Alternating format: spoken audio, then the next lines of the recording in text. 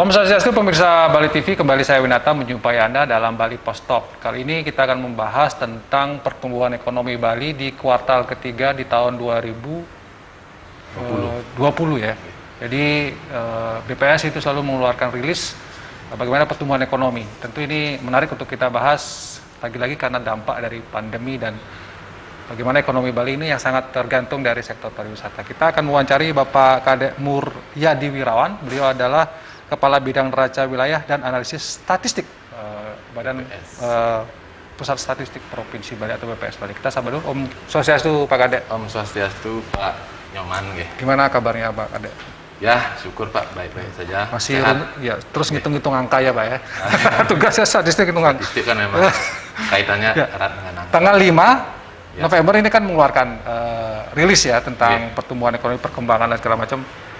Ada kabar baik, ada kabar buruk. Siap. Iya kan Pak ya? Mungkin kabar baiknya dulu atau kabar buruknya dulu. Silakan. Nah, gini, pertumbuhan ekonomi dulu ya katakan. Baik, silakan terima kasih Pak Nyoman. Selamat siang pemirsa Bali TV, TV semua. Om Swastiastu. Mungkin yang bisa saya sampaikan terkait dengan pertumbuhan ekonomi, karena seperti yang kita ketahui sudah mulai Maret kemarin sampai sekarang ekonomi kita tertekan, psikologi kita juga tertekan, banyak yang ketakutan. Makanya saya awali dengan berita yang menggembirakan. Nah, begini.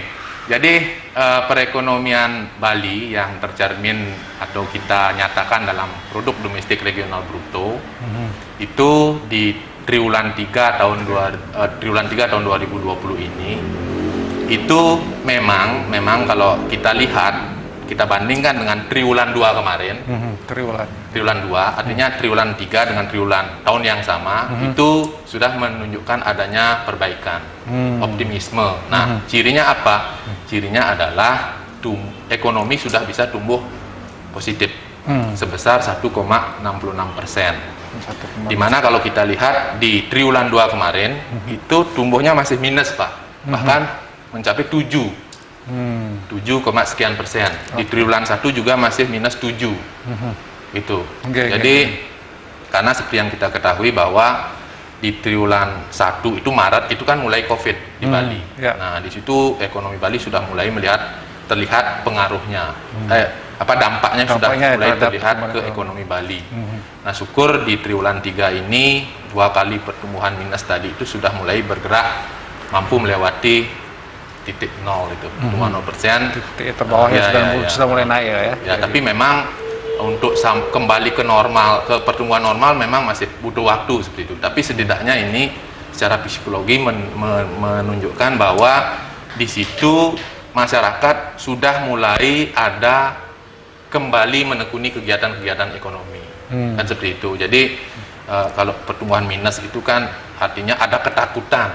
Ada ketakutan artinya usaha-usaha yang dijalankan itu nanti berhasil apa tidak. Nah, itu yang sebenarnya yang menyebabkan pertumbuhan ekonomi itu minus. Nah, kalau di sini sudah plus, berarti mereka sudah lebih berani untuk melakukan usaha. Atau bisa jadi juga mereka sudah mulai jenuh dalam tanda kutip. Karena memang tuntutan secara ekonomi itu akan terus berlangsung bagaimanapun situasinya.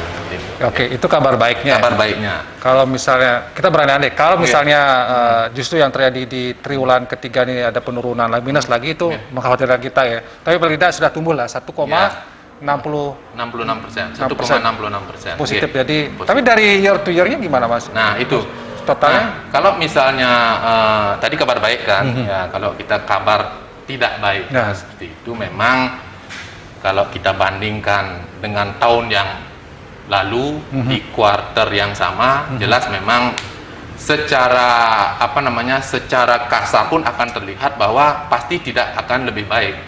Karena yang kita bandingkan adalah kondisi ekonomi normal dengan kondisi ekonomi pandemi seperti itu.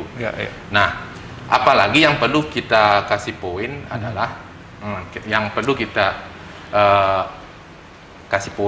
bahwa seperti yang kita ketahui di triwulan 3 itu biasanya ekonomi Bali itu berada pada kondisi puncak ekonomi.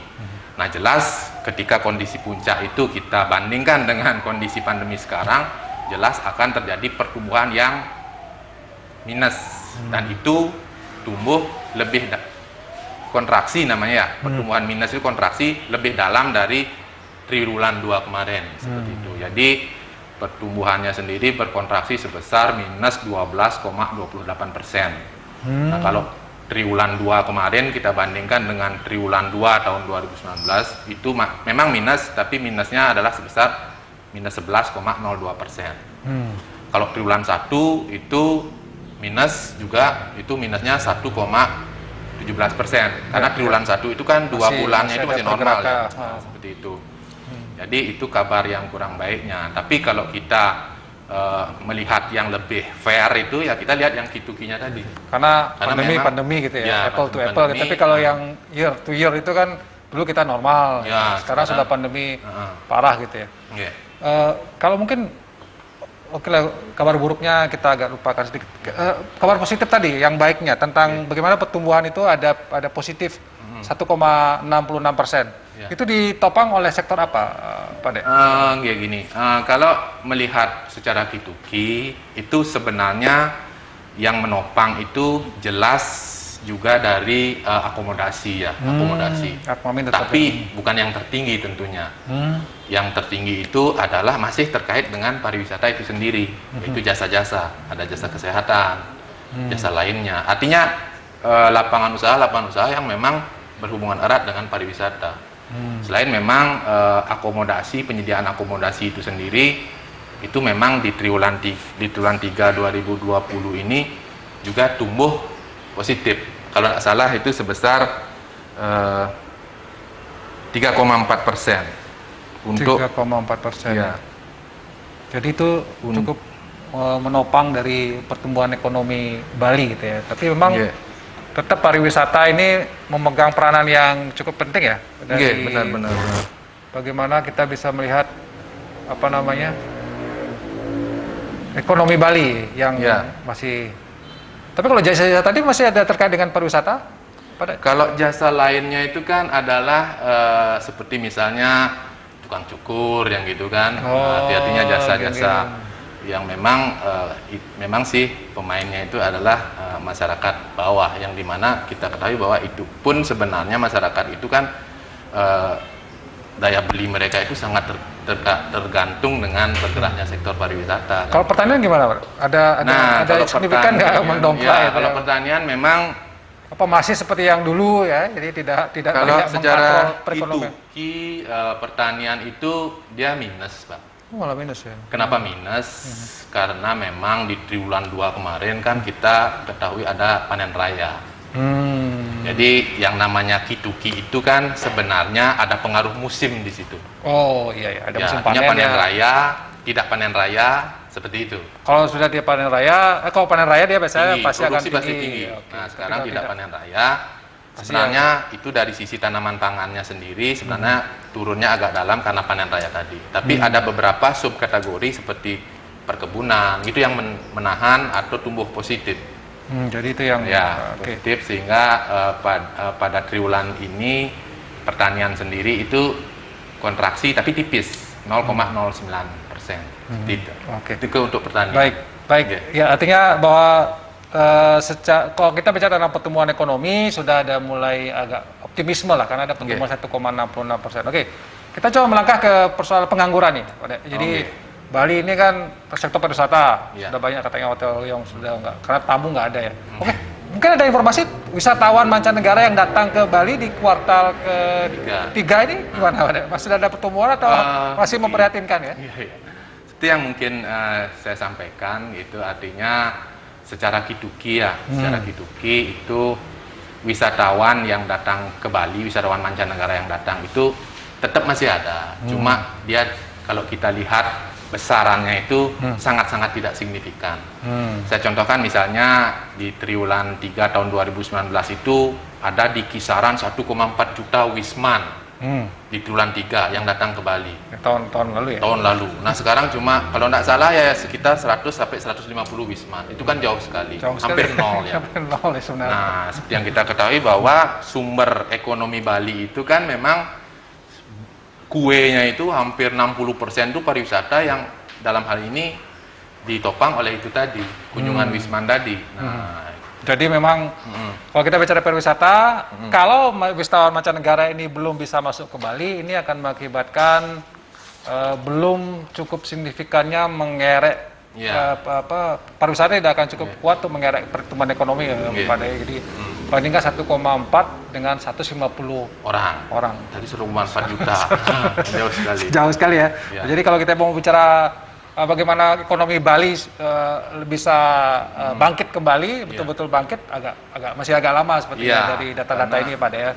Baik, kalau kita bicara tentang pengangguran tadi, mungkin bisa disampaikan berapa persen tingkat pengangguran Bali dan dibandingkan dengan situasi normal, gimana kita secara nasional juga? Ya baik. Nah itu tadi, jadi dampak pandemi ini dia sudah memukul secara ekonomi, juga dari sisi sosialnya terhadap pengangguran tenaga kerja itu kan seperti itu. Jadi terhadap pengangguran sendiri, nah sebelum COVID, jadi di masa normal itu Bali itu terkenal dengan tingkat pengangguran terendah nomor 1 nasional. Nah di bawahnya ada DKI. Tapi dengan pandemi ini ranking itu tidak bisa kita pertahankan. Jadi melorot menjadi ranking 18 dengan angka pengangguran yang naik menjadi 5,63%, seperti itu. 5,63%. Nah ini kan kalau kita hubungkan dengan realita di lapangan kan begitu banyaknya ada berita PHK, terus banyak hotel restoran yang tutup, tidak beroperasi, tutup, itu kan otomatis PHK itu pasti terjadi kan seperti itu. Terjadi pengangguran. Nah itu yang menyebabkan banyak sekali orang-orang yang kehilangan pekerjaannya seperti itu. 5,63% ya. Jadi cukup tinggi juga. Kita menjadi nomor 18 gitu ya. Nomor 18. Jadi dulunya bergengsi sekali pengangguran terendah senasional. Gitu. Ya. Tapi sekarang jadi yang 18 ya. Ya. Ini juga menunjukkan gejala menunjukkan sebagai indikator bahwa sektor pariwisata itu sendiri memberikan efek yang luar biasa. Ketika dia berjaya, maka kita akan nomor 1 terus ya di Bali, di Indonesia katakan. Tapi begitu ini kita jatuhnya sangat luar biasa. Ya, karena kan seperti yang kita ketahui bahwa pekerja-pekerja yang bekerja di sektor pariwisata itu kan tinggi sekali. Jadi kalau kita lagi cermati datanya nanti mungkin secara real itu kan juga tidak hanya pengangguran yang bertambah, jadi shifting juga terjadi. Dulunya pekerja formal yang banyak, pekerja formal itu kan karyawan, dan pekerja yang dibantu oleh buruh tetap seperti itu. Itu dulu lebih banyak dari pekerja informal. Nah sekarang kembali. Informal yang banyak. Dengan COVID ini orang itu asal kerja kayaknya, Pak. Asal dapat kerja gitu. Ya. Nah, karena tapi mereka dikategorikan bekerja gitu ya. Tapi karena walaupun memang tidak konsep secara formal itu melakukan aktivitas untuk ekonomi minimal 1 jam berturut-turut, itu sudah kita masukkan sebagai kerja gitu ya. Pada mungkin di ujung Bali Post-Talk ini mungkin dari BPS sendiri punya tidak masukan kepada pemerintah, masyarakat kita.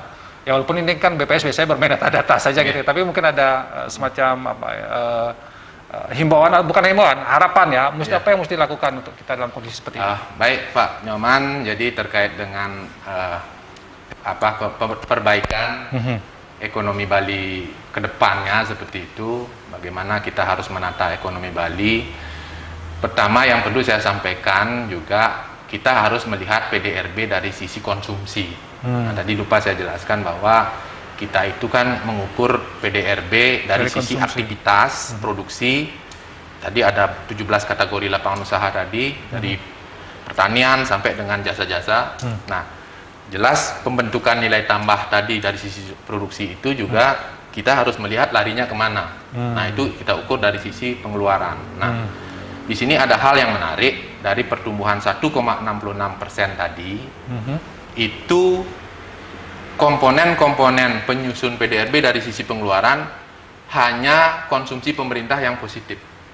Jadi di sana ada konsumsi rumah tangga, konsumsi lembaga non-profit, terus ada ekspor-impor, ada investasi, ada konsumsi pemerintah. Nah dari sekian komponen ini yang lainnya masih minus.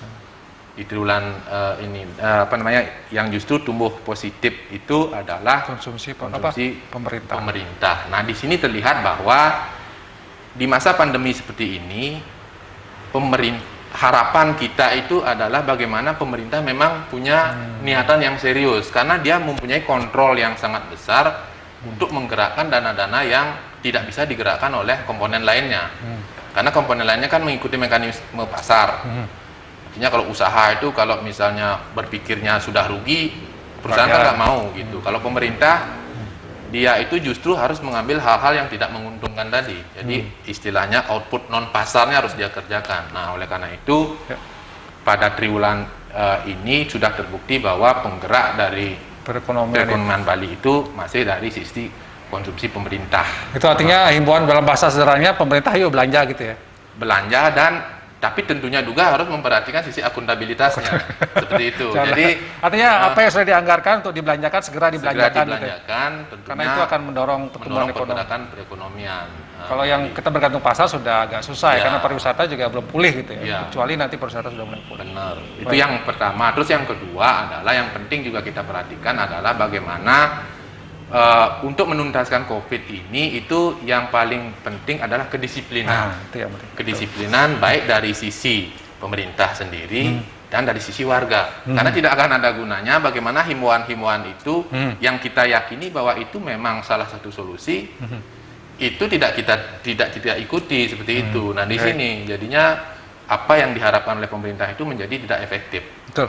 Dan jelas kalau hal ini dibiarkan tentunya akan menyebabkan penanganan COVID ini di Bali khususnya itu akan lebih lama. Dan karena Bali ini adalah etalase pariwisata dunia, tentunya hal ini akan dilihat oleh orang luar. Baik.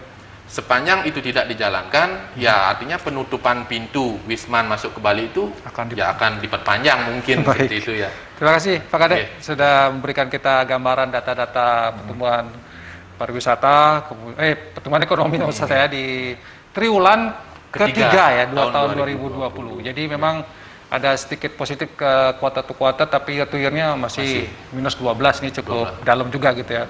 Tapi sudah ada optimisme, pengangguran ya mau tidak mau ya, karena pariwisata kita yang sudah ada himbauan, juga ada harapan maksud saya ini supaya pemerintah membelanjakan lah anggaran-anggaran yang sudah ada, sehingga ini bisa juga memacu pertumbuhan. Dan yang paling penting tadi terakhir adalah lakukan disiplin prokes, protokol kesehatan dengan sangat luar biasa. Disiplin lagi supaya kita cepat pulih, cepat jadi zona hijau Bali ini, dan kita bisa segera kembali menumbuhkan pariwisata dan ekonomi Bali juga tumbuh. Demikian Bali Post Talk ini, saya ucapkan terima kasih atas perhatian Anda. Saya tutup dengan Forma Santi.